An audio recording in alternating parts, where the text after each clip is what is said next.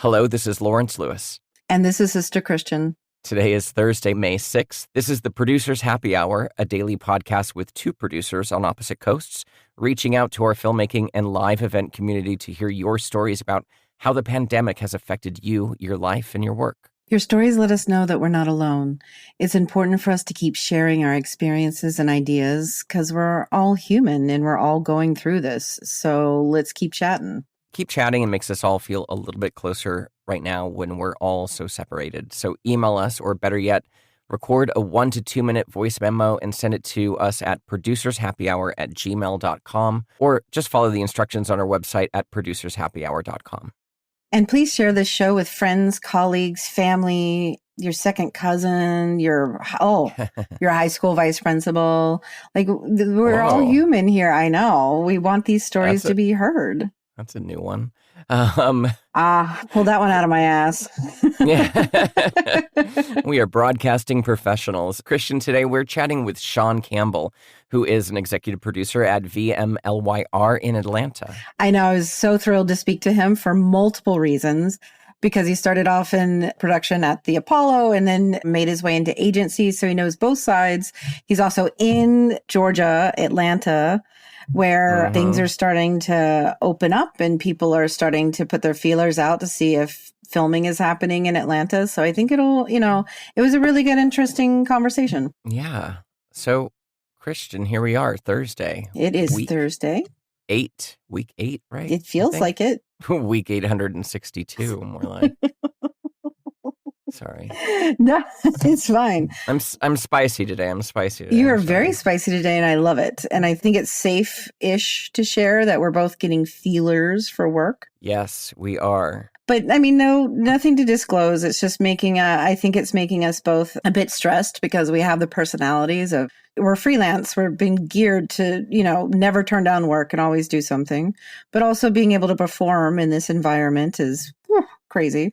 And then, challenging. Yeah. And lastly, as I've been harping for 3 weeks now, client expectations. We'll see how that goes. How are you doing today? I'm okay. Same thing. Work calls are coming in and, trying to figure out what's the right thing to do and how best to move forward in these times. I mean, we can talk about this in a second, but fortunately, Los Angeles has come out with new guidelines for how we're moving into next week, and we can talk about that in a minute. Very interesting. So at least there's some guidelines. We know a little bit about what's happening here, but there's a lot of questions about how to make film production happen. Right. And for me, I think that a lot of it is exploratory too. So how much effort, without being paid, are we going to, even though we have the time and it may result in a job, how much effort are we going to expend, doing the things that we would normally do? Like, I don't mind putting a budget together real quick for somebody if I'm on a job already. But, during this time, I just feel like the exploratory calls are, they're interesting. We'll see what they result in. This Friday is when things are going to start loosening up here. And it's very gradual, right? I'm overwhelmed by this, by the way. Are you really? Yeah, I'm a bit overwhelmed by it. The shotgun of information that we receive that is absolutely all over the spectrum. I don't know what to believe, what is safe, what isn't safe. Like, I thought we were going to be locked up longer. I had no idea. Not that we were locked up, but you understand my metaphor. I do understand. And I did think that May 15th was going to extend to the end of the month here in Los Angeles, but it's not. And as with everything, with a little bit of a grain of salt, I have trust in Garcetti and what the information he's passing on to us. Yeah. And he's saying that this decision of what we're going to do on May 8th is completely based on science and based on the numbers. And the numbers are telling us we're good to go into stage 2. Right. So this is going to be stage 2 out of 5 stages. Right. And the stage 5, there's no dates on any of this. Right. So this is not a made up thing. Stage 5 ends at vaccine. Right. And so it's the time between now and vaccine are these stages. Right. And so that time's unknown. So there's no dates on this except for May 8th, tomorrow, is stage 2. And it's a gradual approach to reopening. So the second stage aims to transition Angelenos back to a new reality, in quotes, with a slow and gradual change to some restrictions, while always ensuring that there are adequate safety measures in place. There's a website that has all this information for Los Angeles. It's corona-virus.la/saferLA. It's couched in this kind of information that it says, the hard truth is that we will be living with COVID-19 until there's an effective vaccine or treatment for the virus. Only then will the pandemic truly be over. Right. So these protective measures will be in place as long as COVID-19 remains a threat to public health. Effective Friday, May 8th, some retail establishments will be allowed to offer online or phone orders and curbside pickup only. And these include florists, toy stores, music stores, bookstores, clothing stores, and sporting goods stores. Right. Car dealership showrooms will be open for sales. All of this is with adherence to social distancing and infection control protocols. Restaurants still remain closed to dine-in guests. Face coverings are required for customers and workers at these other essential services. So that's it. And I know they're doing florists specifically because it's Mother's Day weekend. So that's the plan for now. Yeah. And I mean, from my understanding, those are all specific stores. So like when you go to a bookstore, yes, there's browsing, but you usually are there specifically to buy a book, right? Same with all the type of stores that you just did. They're waiting on places like large electronic stores because you go in there and you just browse, you go get lost. So, exactly. Yeah. And so, no, I mean, I think the thinking behind it is quite smart. There's a big risk, right? Especially in the states who are just rushing to open, hair salons. So there's a big risk. And the kind of brutal honesty that I was craving that, Governor Cuomo seemed to feel the need of, just would be nice to hear one of those governors say, you could die if you go do these services. Yeah. And they don't. And I think that is a great injustice to people because if you don't inform them, then you take the responsibility for their actions. Yeah. Yeah. I just feel passionate about it because I have a lot of people in the South and who are correctly advising themselves and getting as much information as they can and staying at home and all of those things. But in their communities, they have other people who are not, and they're subjected to them. Yeah. And they have to be. Yeah. Since we're opening. So it's like a tale of two countries. Oh, God, tell me about it. Yeah. So we have a voice memo to listen to, but I do want to mention this article in Deadline about the SAG chief saying production won't return to normal until vaccine testing and tracing are in place. Well, I do think that actors are some of the most vulnerable because they cannot wear masks. That's true. It's an interesting article. I feel like it's a little clickbaity. Of course. In the sense it's Deadline. It's Deadline. And the term normal won't return to normal until vaccine, right? So what exactly is normal? We hate that word, in case you guys haven't realized up to this point. We really hate that word. I mean, normal, please. Yeah. But that is the reality, is that we're going to have to modify until there's a vaccine. Right. That's probably what the article should read. Modifications until vaccine, which I think we're all well aware of. Common sense and such. And, I did want to mention, and I know that this is completely off track, but unemployment rates went up again today by 3.5 million. So we're at 33. So I understand the urge to open up. Believe me, I get it. I guess my heart feels both, feels the need for people to stay home and be safe, and also the need for them to get out and work are colliding right now because their situation is unsustainable. Food shortages are starting to happen in bigger ways. Yeah, it's just, I feel like the weight of the world. I feel it all right now. And it's tough. Yeah, I'm going to put the corona-virus.la/saferLA website in our show notes because there's a lot of information there. You should check it out. But Christian, we have a voice memo from Jackie. I'm very excited. Wedower. Yeah, let's take a listen. Hello, my name is Jackie Wedower. I'm based out of New York City, and I am a video producer here.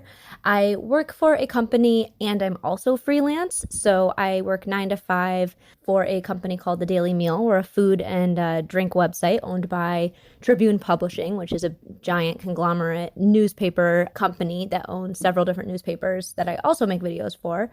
And freelance, I do some jobs on the side, mainly editing for all sorts of different clients.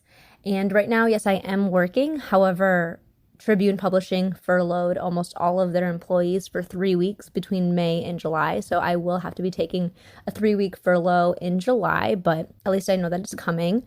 And with freelance jobs, I have had some projects get pushed back. One was pushed back because I was supposed to film in restaurants for a big YouTube channel that wants to brought into New York City, but they had to obviously push that back while the shutdown keeps restaurant kitchens closed. And another travel blog, they had me edit all of their travel videos, but right now travel content is just really doing poorly everywhere on the internet. So they pushed back some projects there. So I will have projects whenever this is over, so that's good. Advice I have for fellow film professionals during this hard time is to keep your options open and stay flexible. There are still a lot of people out there, even if you can't go and film these projects yourselves, I found that there's a lot of people out there who are creating videos and not really knowing what to do with them, how to edit them, or how to distribute them. So that's where people like us can come in and consult, can help edit their videos, because a lot of people are kind of finding that filming is not the hard part. Wondering, how to put graphics on things and all that is really the difficult part, and that's where I can come in. In my part of the industry, I focus on restaurants and small businesses and doing videos for smaller clients, not necessarily big brands.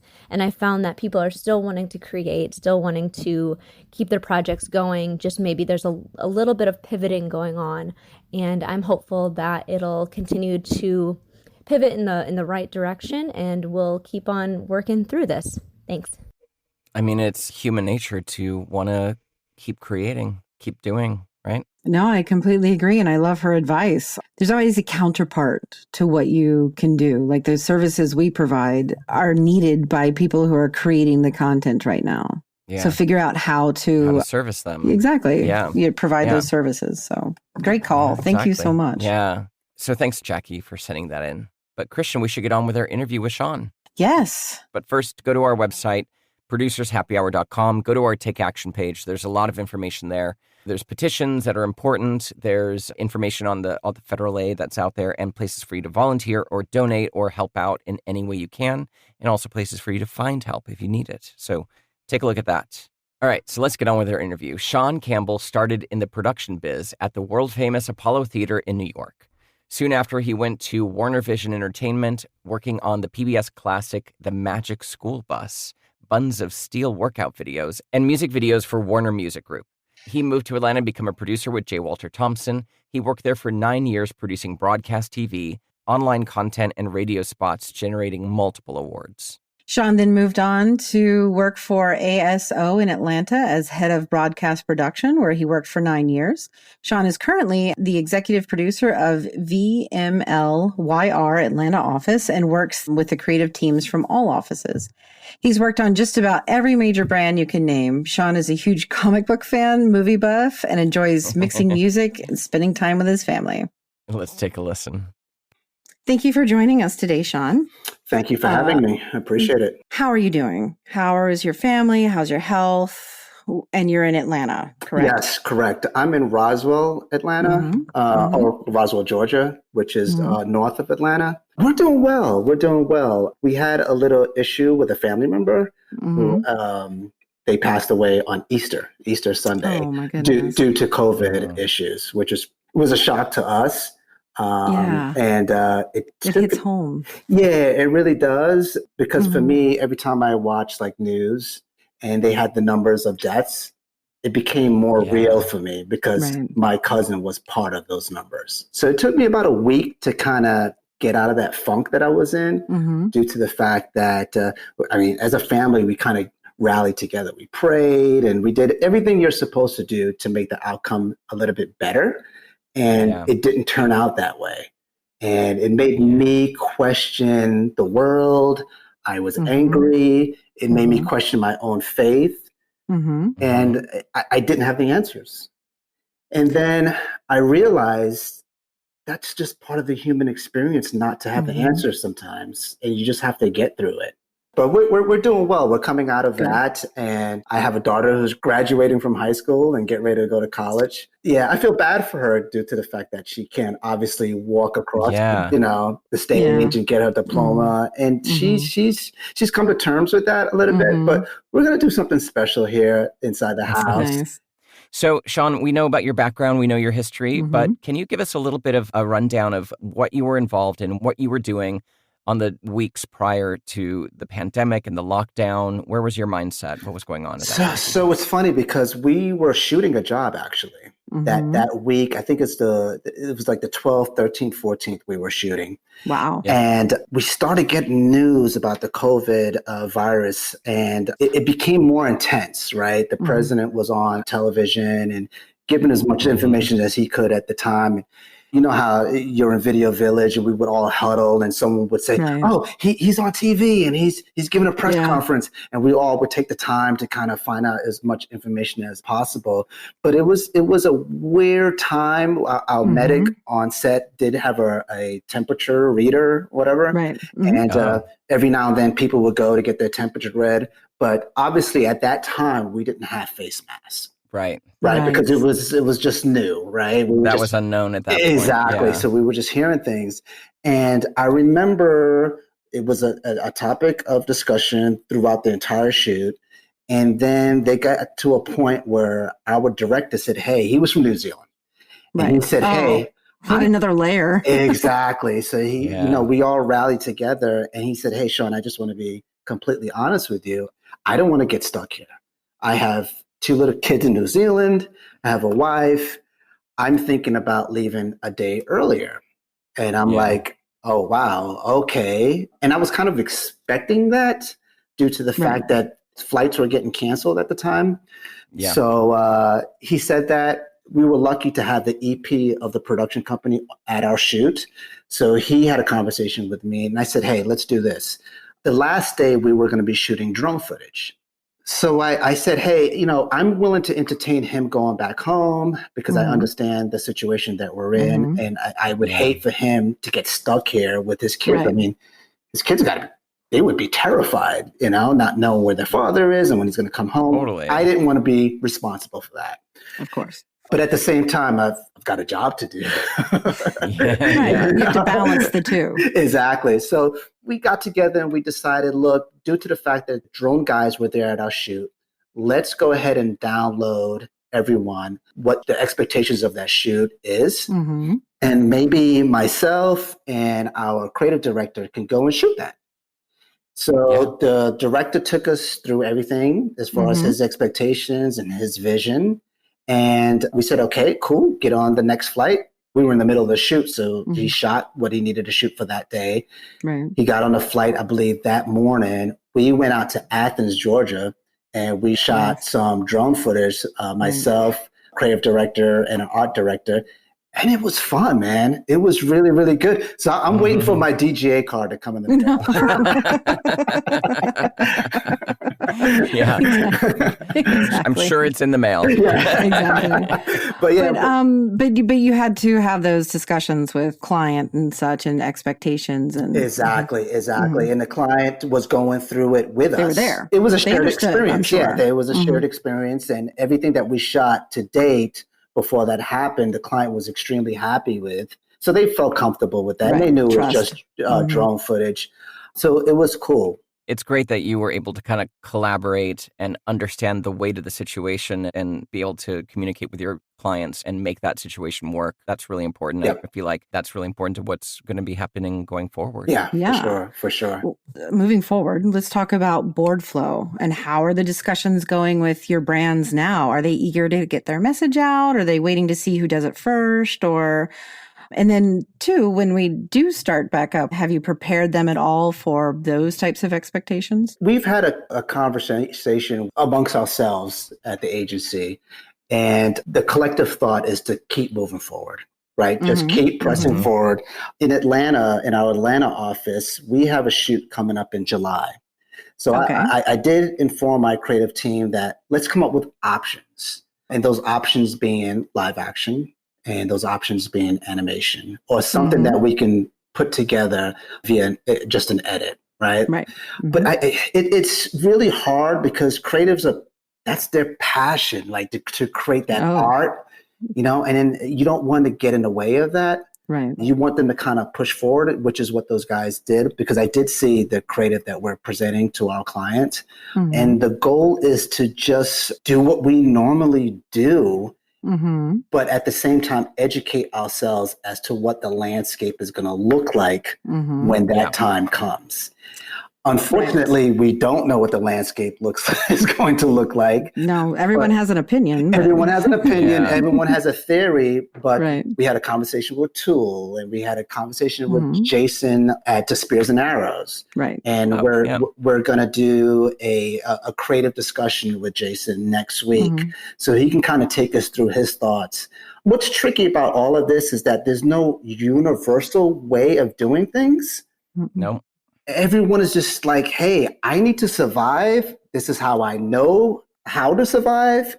Right. And I think this is where relationships are extremely important. Extremely important. Relationships and collaboration. Exactly. Very transparent collaboration. Exactly. Communication. Right. So I'm having discussions. I mean, the thought is that we would shoot in July, but I'm having discussions now because I need to go back to my creatives and client and let them know these are the options that we have on the table. And if you're willing to trust us with the difference in the process, we can make something happen. What that something is, I don't know right now, unfortunately. Right. The creative maybe need to be tailored to the possibilities, the current possibilities. Right. But one thing I do know, and it makes me feel good, is that we are a group of problem solvers. You don't say. Right? That's what we do. I mean, the scale is a bit larger, but I feel confident that we will figure it out. I really I agree with that. Yeah. Has your agency put together any sort of production protocols, or are you kind of just relying on the different production partners that you have? Well, I think that's why we're having these conversations to kind of figure out what makes sense to do. Unfortunately, we have a lot of things going on. We have safety that we have to think about. We have people's livelihoods that we have to think about. And of course, we have our client. So you have art, and then you have the commerce side of the business that you have to consider. As always. But in new ways, in much bigger it's life and death now. Right. It's life and death. Yes. For sure. But I do know that you can't get scrappy, because what we're considering doing it's not really new when you really think about it. You think about, like, I live in Georgia, Roswell, Georgia, and Atlanta's the hub of music right now, right? Oh, yeah. And 100%. The mentality of producing a music video has always been hustle, right? Yeah. You don't always get a permit. You kind of shoot, you get it done, and then you move on. So it has been done, like it's being done. But once again, we have to kind of engage in how does this process work at our level. Yeah. Right. Yeah, which is very different. Which is very different, yep. You're in Atlanta, you're in Georgia. Georgia is starting to open up. Correct. Have you been hearing of film shoots happening locally, or what's the tone there? Is everyone being safe and ready to get back to work safely, or is it a little all over the place? Yeah, unfortunately, it's a little bit all over the place because of the fact that people need to put food on their table, man. You know? Yeah. Desperation. They get pretty desperate. You know, you make friends with the crew, and you keep in touch with production supervisors, and you engage them in conversations to kind of get a feel of what's going on. I had a conversation about 2 weeks ago with a friend of mine who's a production supervisor, and she said, as far as production is concerned, like advertising and film, there's nothing really going on. Now, that's not to say that you're not going to know of someone who, is a DP who has camera equipment at home, is willing to go rogue and do his own thing. Right. There's a huge risk to that. And as tempting as it is to indulge or entertain that, I don't think any brand wants to be associated with taking that risk, right? Yeah. And I think now the way that we're all communicating and glued to our devices, that it would be pretty well known immediately. Right. Brands taking risks right now are, few and far between, I would think. Yeah. Correct. Exactly. Yeah. And we won't get political, but do I love Miss Bottoms? Yes, I do. Yeah, she's awesome. She's awesome. Yeah. And I want to be careful as to not get in that direction or going. No. I'm just saying that she's a force. Right. So you have the city of Atlanta, and then you have Georgia, and she's trying to do her own thing, like a lot of cities, and they have their own agenda. And I think right now, as far as production is concerned, Tyler Perry Studios and everywhere else, they're like, hey, let's kind of just chill and let the science tell us what the next move is. Right. That's interesting, because doesn't he have a complex where he could sequester or quarantine crew, and there's possibility? I've heard rumors of possibilities of things happening, but I don't know what those things are. Obviously, people need to make money and put food on the table. So that becomes another thing that you need to consider. Like, what are your moral obligations as a human being? Is it to entertain or meet the needs of people from a health standpoint, or meet the needs of the people from a livelihood standpoint? Right. To the livelihood standpoint, the other thinking, at the national level is exactly that. People are so desperate to get back to work and return to normal life that they're going to take bigger risks. Right. Without they're going to assume bigger risks without protection and without really even evaluating. Right. And so, us putting out work, there's a moral question even behind that. Correct. If we're not fully prepared, if we don't have testing down, if we don't have everything in place to make sure we can return to work safely. Right. And there's a sense of anger as far as people not being able to work. And I would, when you're in a situation like that, people tend to want to have someone to blame. Oh, yeah. Right. As to why they can't put food on the table. Like, it's because of someone. And man, I would hate to be that someone.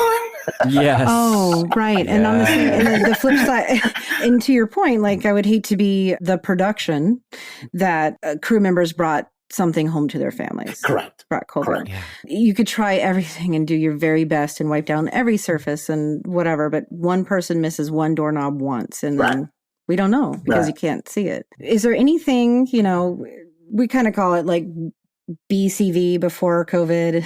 We're going into ACV coming up. We're designing our own utopia. Right. Oh, I know. Mine's a great place to be. But changes in the industry, like, are there any practices or changes that you would like to see moving forward that didn't work, or maybe we were just doing it because it was habit or protocol or whatever? That could be filming wise, or it can be, starting where the ideas come from, since you know both worlds. I think there needs to be a sense of humanity to creative, right? Yeah, that's a good answer. And what I mean by that is, as an artist, right, and grooming your baby, if you will, you tend to look inward because this is your expression of art. I think that's going to change, because now there comes a sense of responsibility. Like, what is the right thing to do? Because in order for someone to execute their art, what are the risks they're willing to take? Right. So there becomes an issue of safety. There needs to be some type of protocol in place that if someone walks on set, that they are not risking the lives and the health of other people. And there needs to be some type of protocol, if you will, as to how we go about doing that. Right. And what does that do or mean for the job? I'm thinking that, exactly. Typically on some smaller shoots, you have your pre-pro and then you shoot the next day. Yeah. I think that's going to change. No. There's going to have to be a mandatory down day. At least a down day. Yeah, exactly. Between the pre-pro and the shoot, for you to go in and make sure everything is sanitary, make sure that everything is in place to make people feel comfortable from an optics standpoint, because that's going to mean a lot, especially when you're dealing with talent and they have to kind of get in their zone to perform. And if they feel uncomfortable on a set, you may see that in their performance.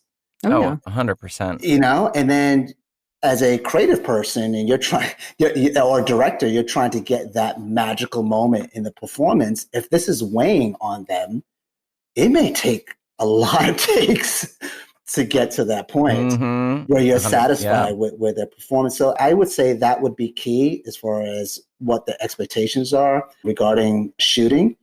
And then something as simple as like, craft services. Yeah.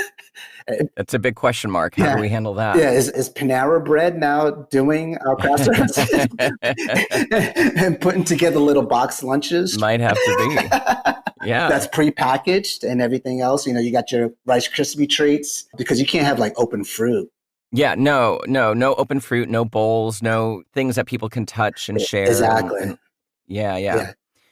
Do you have any advice, since, as producers, we are facilitators of creativity. Right. Do you have any advice for any creatives out there in our industry as to what they can be doing or how they can kind of get through this time and come back into this, whatever the new normal is going to be? I think it's really important to stay informed right now. I think it is your duty to do that. And I don't want to dictate how you stay informed, whether it be social media or you're watching TV or reading the trades. But I think you do have a responsibility to do that, to see what's going on, because this is not the time to be selfish, if you will, because this is a global crisis that we're in. And we need to be responsible and do our due diligence to make sure that we are just not selfishly thinking about ourselves, but humanity as a whole.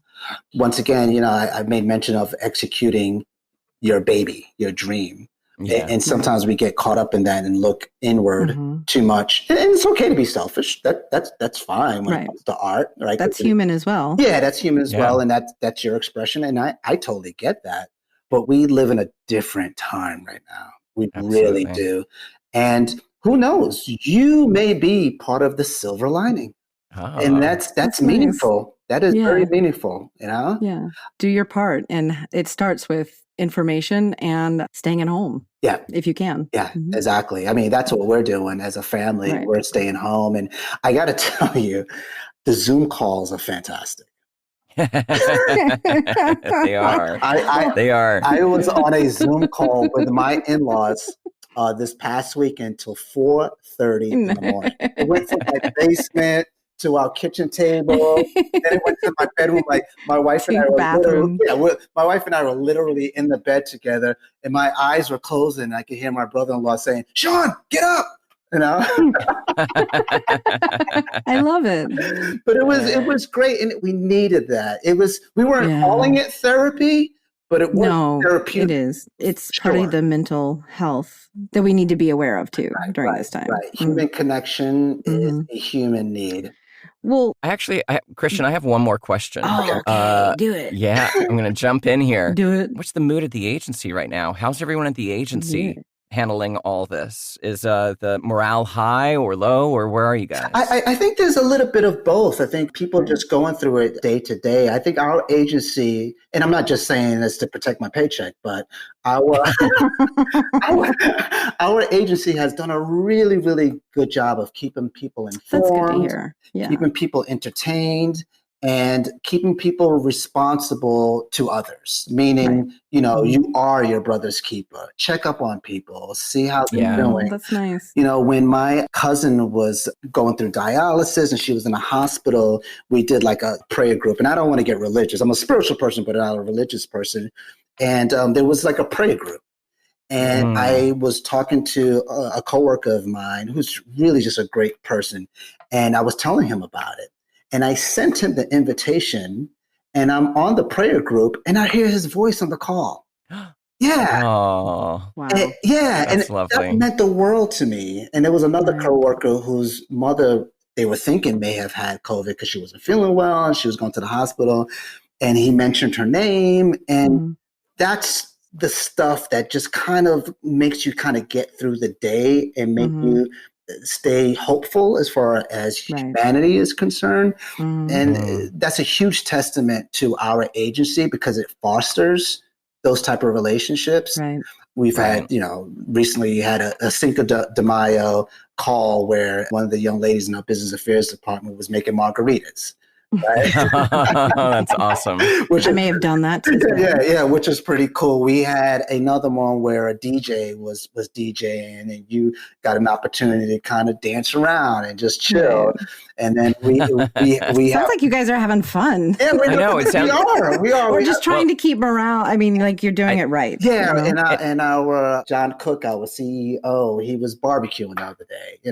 Grilling a steak. Sweet. What's funny about that is, prior to this whole crisis, we probably wouldn't have entertained something like that. Oh, right, no. Which is what I was going to say, is that it's like your team has shifted from a work team to like a support team. Yeah, for sure. Just to help each other get through this. For sure. I imagine there's still business to take care of. Yeah, for sure. I got to tell you, I've been putting in like 11, 12-hour days. Yeah. A lot of people are saying that they're working more now than they were before. Yeah. I've had this conversation with a couple of people quite often, actually, because people tend to ask this question. You take for granted some of the conversations that take place in passing in the office. Just stepping into someone's into someone's office, or you're getting a cup of coffee and someone says, "Hey, we got a meeting," or the client liked X, Y, and Z, but we need to make these changes. And you're like, "Oh, okay, cool," or whatever. Now those conversations are in a meeting, like Teams, or it's in an email, and you're like, wow, like I get a lot of emails every day.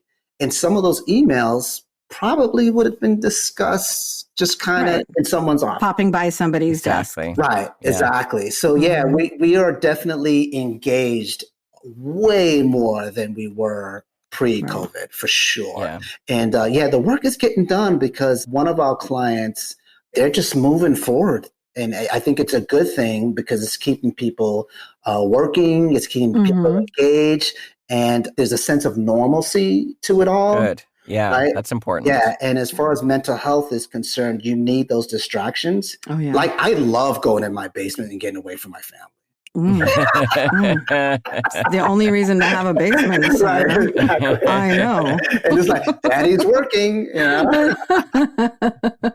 You have that, which is great. Yeah, exactly. So it's been cool. But it's a huge testament to VML that they're keeping us moving forward. It's a huge testament to our clients who are being collaborative with us and just pushing ahead. And if we, get to a point where we have obstacles, once again, we're problem solvers. Yeah, exactly. Yeah. We'll figure it out.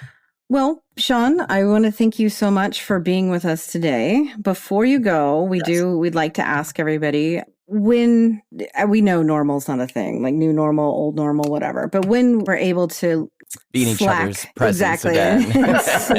Slack up on these guidelines, what are you looking forward to the most? I'm looking forward to presenting a piece of creative to a production company. Nice. And them saying, yeah, we can do this.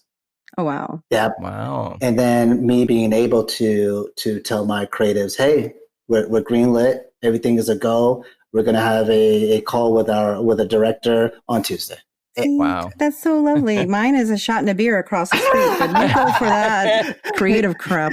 I'm kidding. I know. That was so lovely. Very professional. This has been a passion job for me. Yeah. And I'm an extrovert. I'm not an introvert by any means. And selfishly speaking, I need those connections. You need that, people. I really, really do need those connections. And being able to do that would be huge for my own sanity, to be honest. Exactly. It's a little slice of normality, which we would maybe take for granted. Just setting up those calls and when the beginning of a job. Reaching out to your production companies. Yeah. It's a relationship business. Yeah. I love it. It is. Yeah. Shaun, thank you so much for joining us today. We really appreciate your insight. I appreciate it. This actually has been very therapeutic for me. Oh, good. Oh, good. Us too. That's the point. Yeah. Like, this is our free therapy. It's a pleasure. All right, Shaun. Thank you so much. All right, take care. Wow. that little slice of normality that we've taken for granted, the phone call of just saying, okay, we're good to go. Oh, I know. At the start and of I'm a just job. like, please, can I drink in public and touch people? But he's right. I mean, he had so many great, positive and warm and lighthearted things to say.